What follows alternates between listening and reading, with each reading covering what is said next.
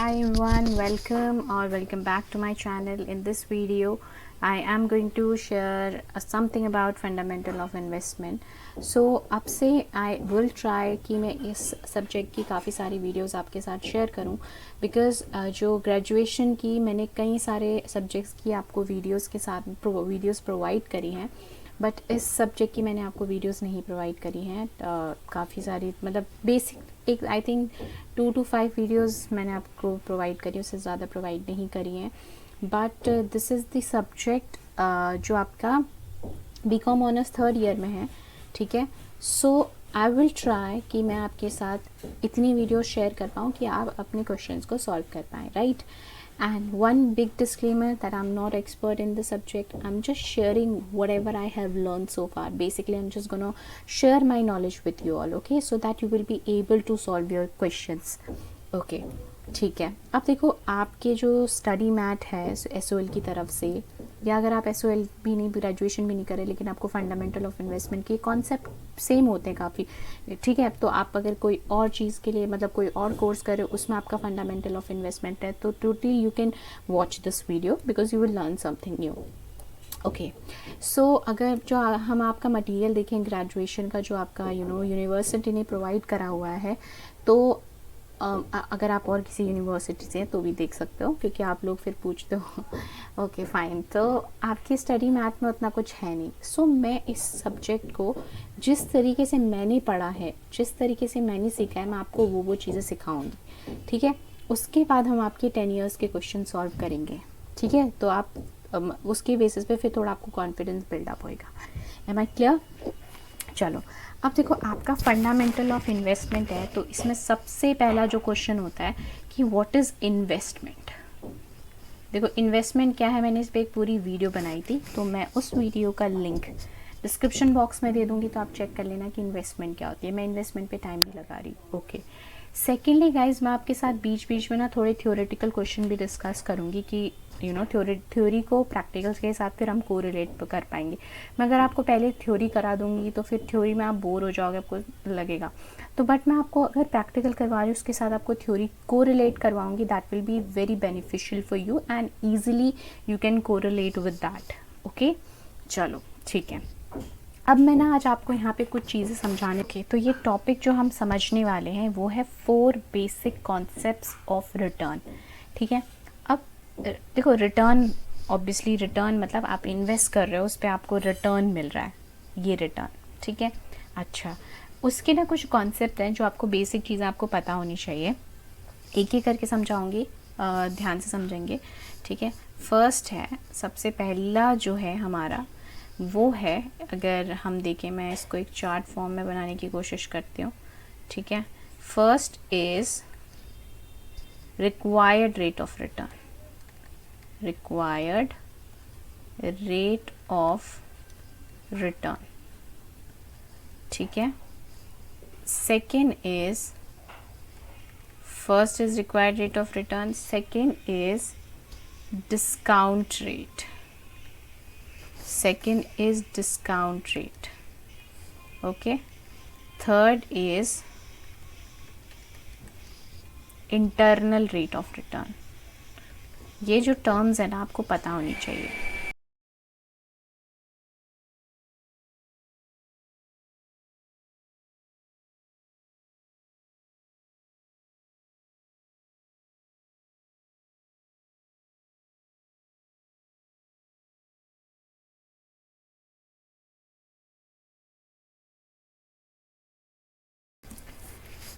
Okay, मैं बीच में बोलना बंद इसलिए कर दे रही हूँ क्योंकि पीछे नॉइज़ हो रही है, तो इसलिए नहीं बोल रही हूँ. मैं उस वाले पार्ट को कट करूँगी.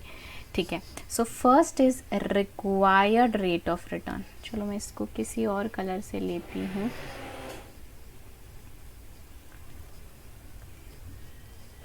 First is required rate of return. ठीक है, second is discount rate, and third is internal rate of return, and fourth is equity risk premium. ठीक है, ये 4 हो गए. अच्छा, अब एक एक करके सबको समझते हैं कि ये चारों में है क्या चीज़, क्या क्या चीज़ है. तो let's understand one by one. Okay, चलिए, सबसे पहले आ जाते हैं required rate of return. Required rate of return देखो, अब गाइस आपको ये चीज़ समझाने से पहले मैं आपको एक चीज़ थोड़ी सी और समझाऊंगी, ठीक है। इससे पहले हम एक चीज़ और समझेंगे।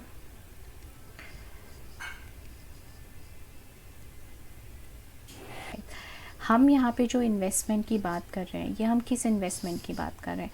आपने सिक्योरिटी मार्केट के बारे में तो सुना ही होगा, सिक्योरिटीज़ मार्केट, है ना। सिक्योरिटीज़ मार्केट में क्या क्या चीज़ें होती हैं बताओ। सिक्योरिटीज़ मार्केट में आप किस किस चीज़ में इन्वेस्ट करते हो? आप किसके अंदर इन्वेस्ट करते हो? इक्विटी शेयर्स के अंदर, बेसिकली जिसको आप शेयर्स बोलते हो, वैसे हम इसको बोलते हैं स्टॉक मार्केट, ठीक है। इसको हम बोलते हैं स्टॉक मार्केट, राइट। दूसरा आपका यहाँ पे आपका होता है म्यूचुअल फंड्स, ठीक है। और क्या होता है बताओ, और आपके क्या होते हैं? म्यूचुअल फंड्स हो गया। आप गोल्ड में इन्वेस्ट कर सकते हो, और किस में इन्वेस्ट कर सकते हो? कमोडिटीज़ में इन्वेस्ट कर सकते हो, है ना, एक्सेट्रा।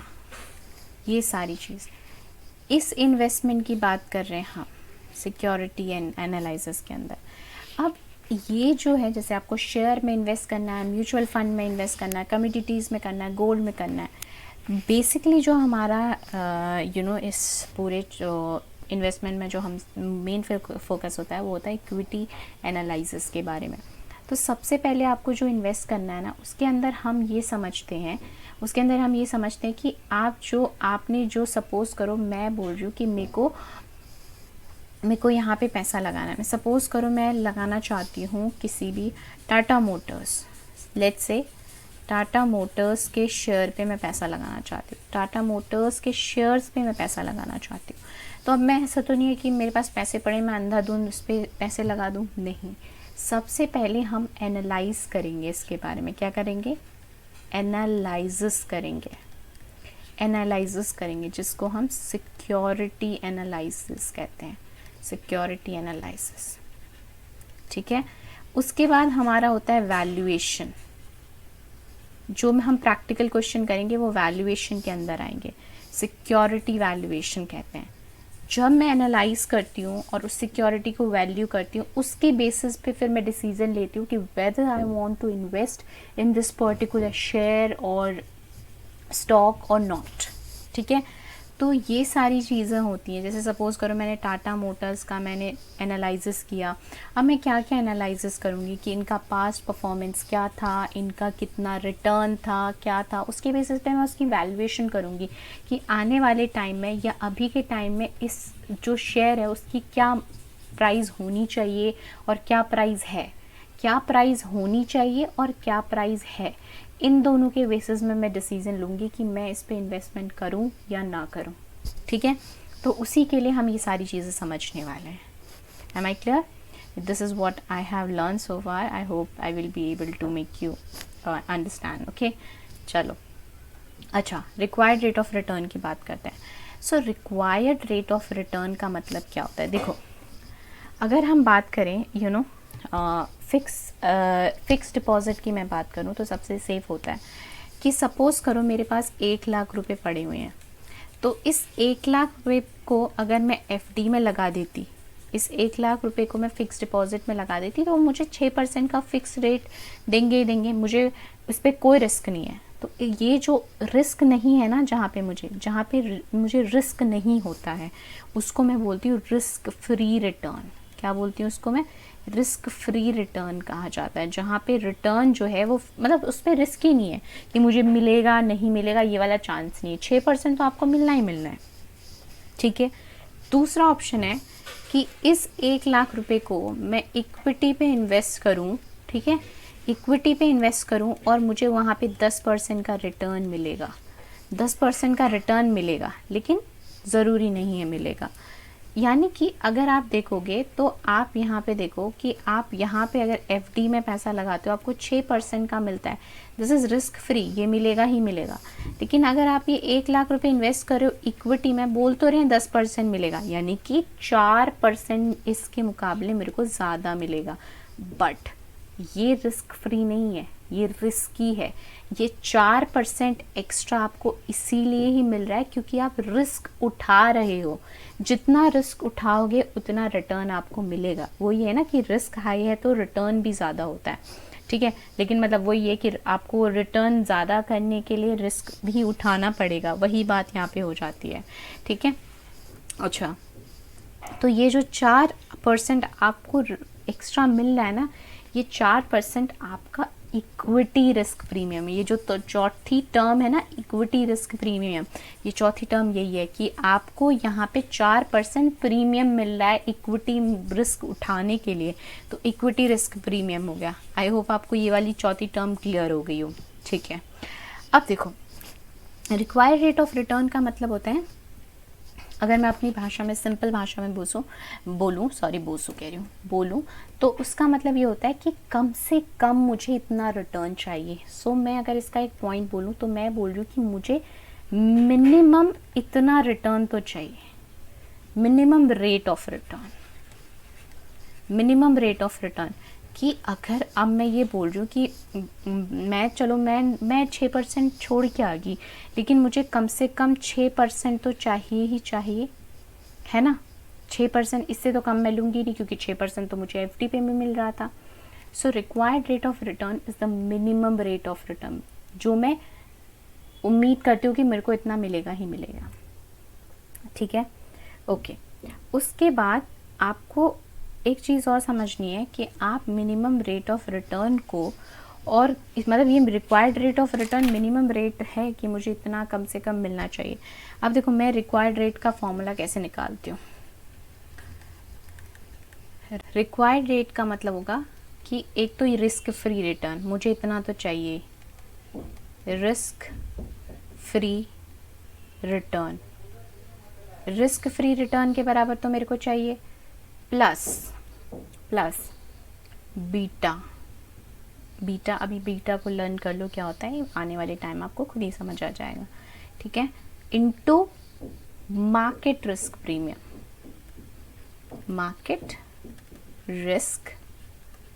प्रीमियम, यानी कि मैं मार्केट में इन्वेस्ट कर रही हूँ, मार्केट में पैसा लगाने का रिस्क ले रही हूँ, तो उसका मुझे कितना प्रीमियम मिलेगा। 6% तो मुझको मिलना ही चाहिए, लेकिन मार्केट में ये आपका बीटा, आपको ये मार्केट का बीटा होता है, मार्केट के बेसिस पे ये डिटरमाइन किया जाता है, ठीक है। तो मुझे कम से कम इतना प्रीमियम तो चाहिए ही चाहिए, उसको बोलते हैं मार्केट रिस्क। तो रिक्वायर्ड रेट क्या होता है कि रिस्क फ्री रिटर्न, यानी कि अगर मैं किसी और जगह लगाती तो मुझे कम से कम 6% तो मिलता।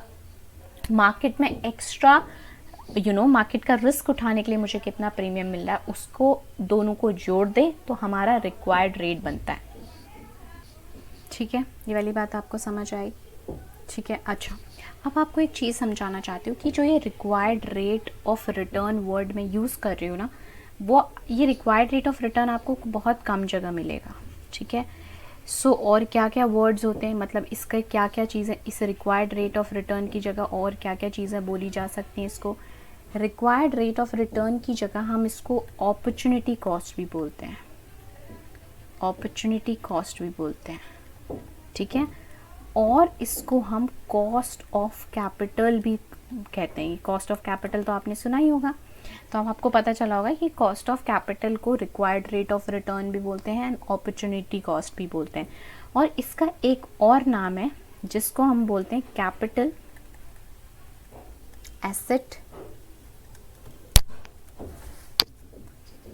एसेट प्राइसिंग मॉडल, ठीक है।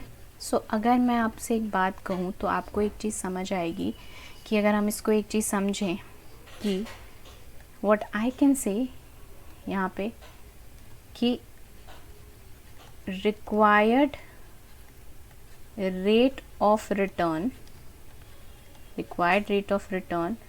Equals to cost of capital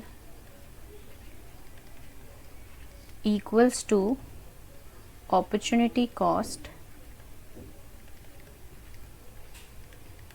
equals to, इसको मैं अगर बोलूँ CAPM, शॉर्टकट में CAPM, है ना। देखो, कॉस्ट ऑफ कैपिटल को हम किससे डिनोट कर सकते हैं?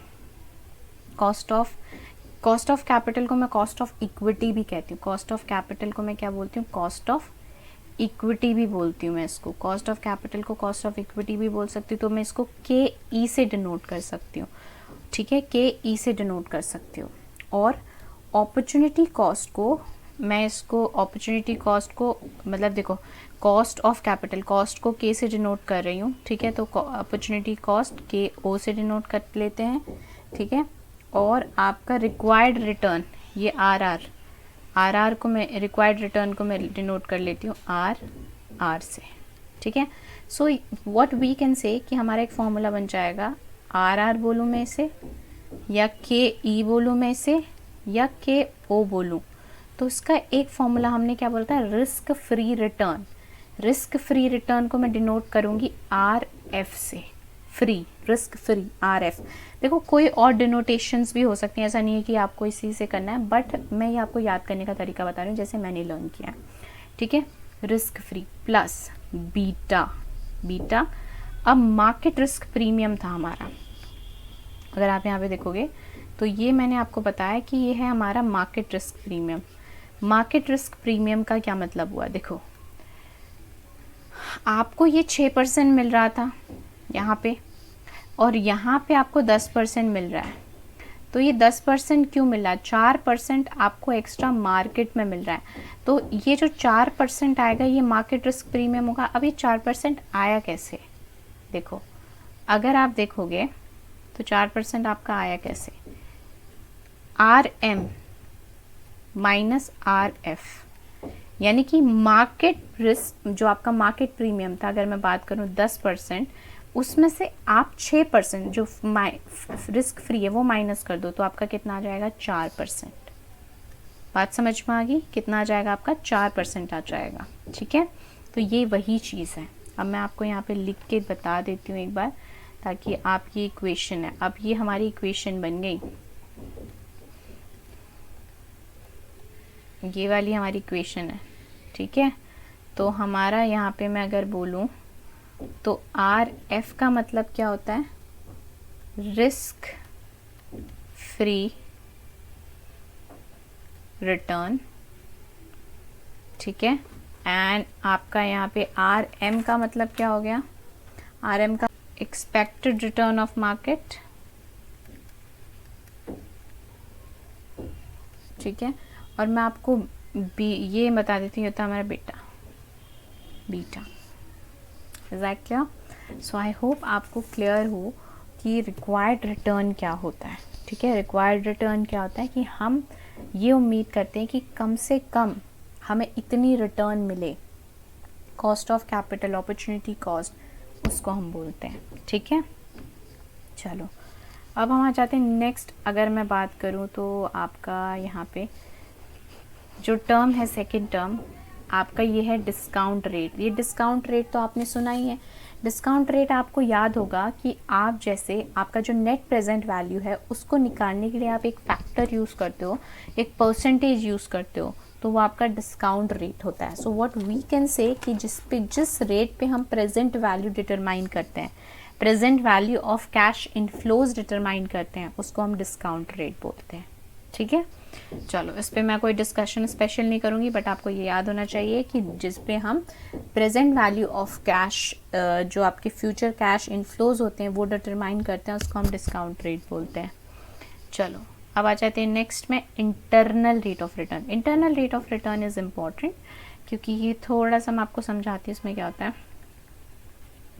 देखो इंटरनल रेट ऑफ रिटर्न को आप बोल सकते हो आपकी एक्चुअल रिटर्न।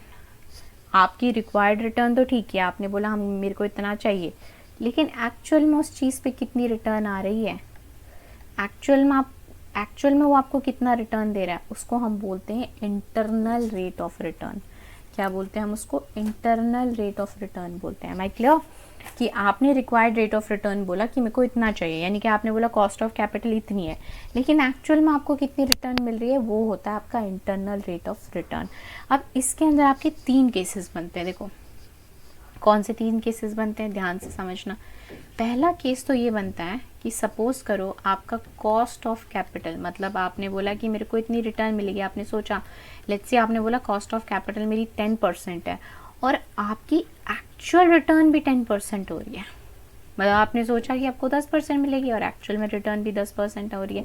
सो मैं क्या बोल सकती हूँ, कॉस्ट ऑफ इक्विटी एंड आपका यहाँ पे आपका जो एक्चुअल रिटर्न है, इंटरनल रेट ऑफ रिटर्न है, वो इक्वल है। So what we can say कि internal rate of return equals to आपका कॉस्ट ऑफ इक्विटी।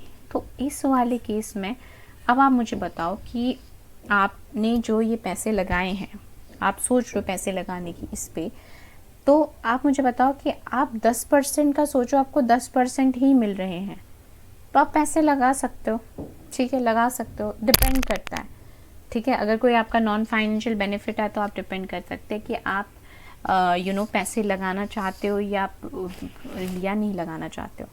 अब मुझे एक चीज़ बताओ, आपको एक चीज़ याद होगी, नेट प्रेजेंट वैल्यू और पीआई, प्रॉफिटेबिलिटी इंडेक्स, अगर आपने फाइनेंशियल मैनेजमेंट पढ़ा है तो, ठीक है।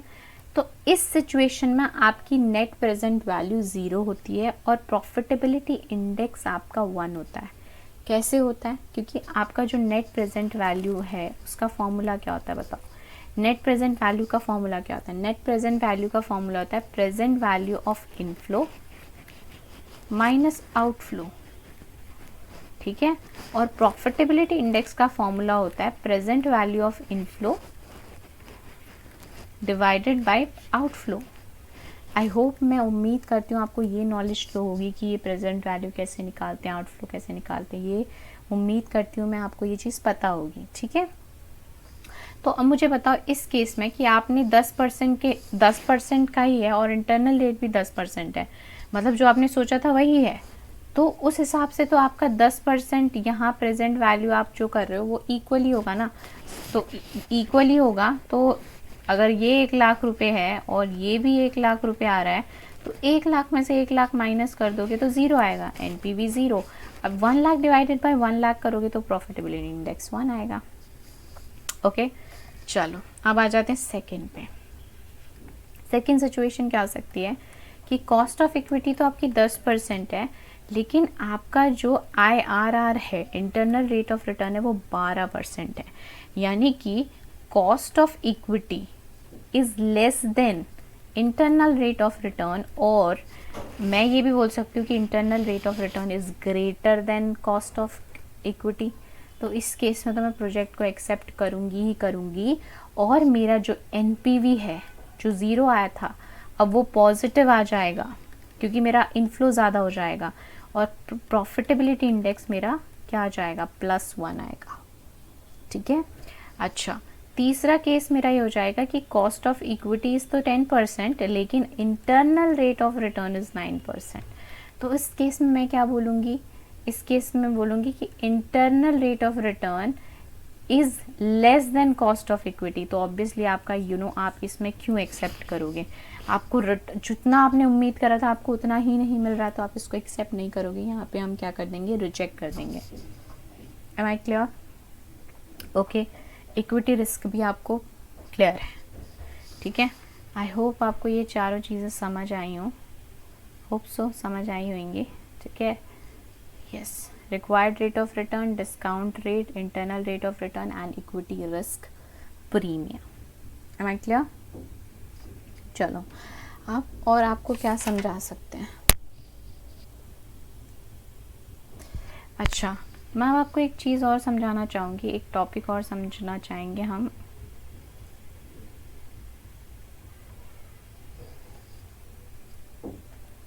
देखो, एक यहाँ पे टॉपिक है नॉमिनल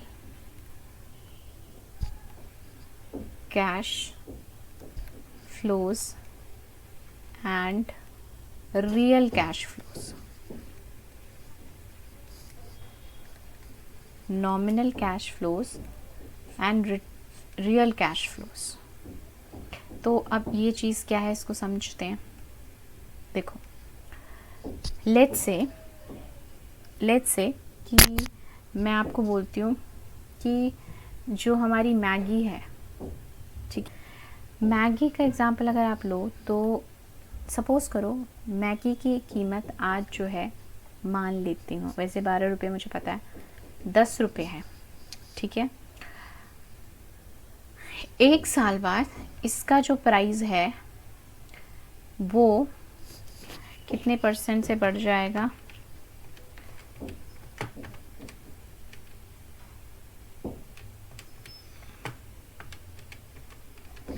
20% से बढ़ा देते हैं, 20% से इंक्रीज़ हो जाएगा आफ्टर 1 ईयर। तो जो मैगी का प्राइस है वो कितना हो जाएगा? 12 रुपये हो जाएगा। तो अब यहाँ समझो कि जो ये 10 रुपये प्राइस 1 साल पहले था, 12 रुपये आज हो गया, ठीक है। ये किस वजह से हुआ? ये किस वजह से हुआ? ये जो आपका प्राइस बढ़ा, इसको हम क्या कहते हैं? महंगाई। और महंगाई को हम बोलते हैं इन्फ्लेशन। यानी कि किसी भी चीज़ की कीमत बढ़ती है वो किस वजह से बढ़ती है? इन्फ्लेशन से बढ़ती है। तो इन्फ्लेशन जो है वो हमारा क्या करता है? Inflation basically what it does, it reduces the spending power of money, है ना।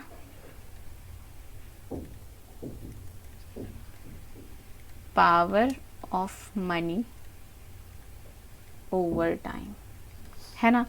अब बताओ, जो मैगी 10 रुपए की मिल रही थी वो आज 12 रुपए की मिल रही है, किस वजह से? इन्फ्लेशन की वजह से।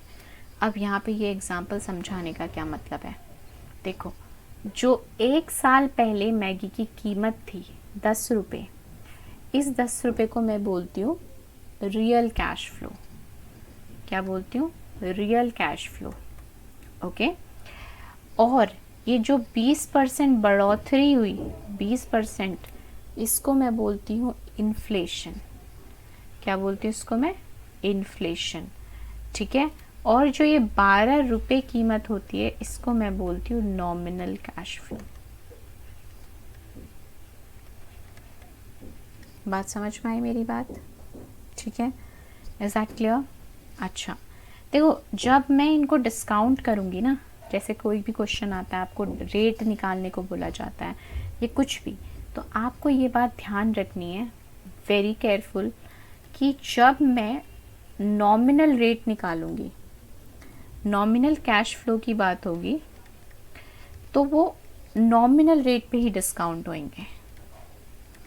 Nominal cash flow nominal rate पे डिस्काउंट होंगे, नॉमिनल डिस्काउंट रेट, ठीक है। दूसरा, जब आपका रियल कैश फ्लो है, तो रियल कैश फ्लो आपका रियल डिस्काउंट रेट पे। अभी तो आपको ये शायद ये वाली बात समझ ना आए डिस्काउंट रेट की, बट आपको समझ आ जाए, ठीक है। सो अब मैं अगर बात करूं, ये जो हमने ऊपर पढ़ा कि आपका जो ये 12 रुपये निकला, यानी कि वो कैसे निकला? 10 रुपये, इसको 10 रुपये प्लस 10 रुपये में आपका अगर मैं देखूं तो मैं 10 रुपये को क्या कर सकती हूँ? 10 रुपये को मैं 1 प्लस इन्फ्लेशन कर सकती हूँ, है ना। तो मुझे बताओ 10 1 प्लस 20%, तो कितना हुआ? बताइए। यहाँ पे 10 रुपये प्लस 10 का 20% कितना होता है? 2, तो कितना आ गया? 12 रुपये, ठीक है, ओके। तो ऐसा नहीं करना कि आपको 1 प्लस इसका 20%, मतलब 1.2 मत करना, 10 मल्टीप्लाई दिस एंड 12 रुपीज़। बात समझ में आई? ठीक है। तो इससे ना एक फॉर्मूला बनाते हैं हम। इससे देखो क्या फॉर्मूला बनेगा। इससे एक फॉर्मूला बनेगा हमारा, जो मैं आपको फॉर्मूला बता रही हूँ, ध्यान रखने। 1 प्लस नॉमिनल डिस्काउंट रेट, ठीक है, 1 plus nominal discount rate, nominal इसकी बात हो रही, equals to 1 plus real discount rate, 1 plus inflation. 1 plus inflation. अब एक बार मैं इस पर वैल्यू पुट करके देखो। अब ये डिस्काउंट रेट नहीं पता ना हमको इसका, तो हम नहीं कर सकते। चलो ठीक है, ये आपका फॉर्मूला है, ये आपको याद रखना है, ये आपके क्वेश्चन को सॉल्व करने में हेल्प करेगा। चलो मैं इसके बेसिस पे आपका एक क्वेश्चन भी ले लेती हूँ जिससे आपको थोड़ा समझ आ जाएगा। ठीक है, चलो एक एग्जाम्पल इज कि आपका जो है नॉमिनल रेट वो दिया हुआ है 12%, ठीक है, और आपको रेट ऑफ इन्फ्लेशन वो दिया हुआ 8%। आपसे रेट ऑफ रिटर्न पूछा है। So what is the rate of return, यानी रियल रिटर्न क्या होगा। अब इस फॉर्मूले के हिसाब से चलो देखो, 1 प्लस नॉमिनल डिस्काउंट रेट को मैं NDR लिख लेती हूँ, रियल डिस्काउंट रेट को RDR लिख लेती हूँ, और इन्फ्लेशन को हम IR लिख लेते हैं। ठीक है, so 1 plus NDR equals to 1 plus RDR and 1 plus inflation rate. अब देखो NDR यानी कि 1 प्लस 12% को मैं 0.12 लिख सकती हूँ, इक्वल्स टू ये मुझे निकालना है प्लस 1 प्लस 0.08। ठीक है, 8% को मैंने इसमें कवर कर दिया, 12% को इसमें। अब इसको करो तो ये 1.12 आ जाएगा, इक्वल्स टू 1 प्लस RDR, और इसको ऐड करो कितना हो जाएगा 1.08। अब देखो इसको कैसे सॉल्व करोगे, ये आपका ये चीज़ यहाँ पे मल्टीप्लाई हो रहा है तो ये यहाँ जाके डिवाइड हो जाएगा, तो 1.12 divided by 1.08 equals to 1 plus RDR। Divide करो कितना आता है, लेट मी डिवाइड, कितना आ रहा है 1.12 डिवाइडेड बाय 1.08। मेरा तो यहाँ पे आ रहा है 1.037 समथिंग करके, तो मैं इतना ही ले रही हूँ 1 प्लस RDR। ठीक है, अब यहाँ पे ये 1 प्लस हो रहा है, इधर आके माइनस हो जाएगा 1.037 माइनस 1 इक्वल्स टू RDR, तो कितना हो जाएगा 0.037 इक्वल्स टू RDR। अब बताओ परसेंटेज है तो 100 से तो मल्टीप्लाई करोगे, तो 100 से मल्टीप्लाई कर दो इसको, 0.037 इंटू 100 करो, तो आपका जो आपका रियल रेट ऑफ रिटर्न है वो आ जाएगा आपका 3.7%। आई होप आप लोगों को ये चीज़ समझ आई हो। ठीक है, तो मैंने आज आपको क्या क्या सिखाया, हमने क्या क्या सीखा एक बार सीख लेते हैं, मतलब रिवाइज कर लेते हैं। सबसे पहले तो हमने सीखा कि आपका रिक्वायर्ड रेट ऑफ रिटर्न क्या होता है, रिक्वायर्ड रेट ऑफ रिटर्न। ठीक है, सेकेंड हमने सीखा डिस्काउंट रेट, तीसरा हमने सीखा इंटरनल रेट ऑफ रिटर्न, चौथा हमने सीखा इक्विटी रिस्क प्रीमियम। उसके बाद नेक्स्ट हमने सीखा आपका नॉमिनल कैश फ्लो और real cash flow, nominal cash flow and real cash flow. Okay, चलो, okay, so this is all about this video. Will meet in the next video, और उसमें भी हम कुछ ज़रूर सीखेंगे। तब तक की बाय बाय, टेक केयर, और अपना ध्यान रखें और अपने परिवार का भी ध्यान रखें। Stay at home, stay safe, bye bye.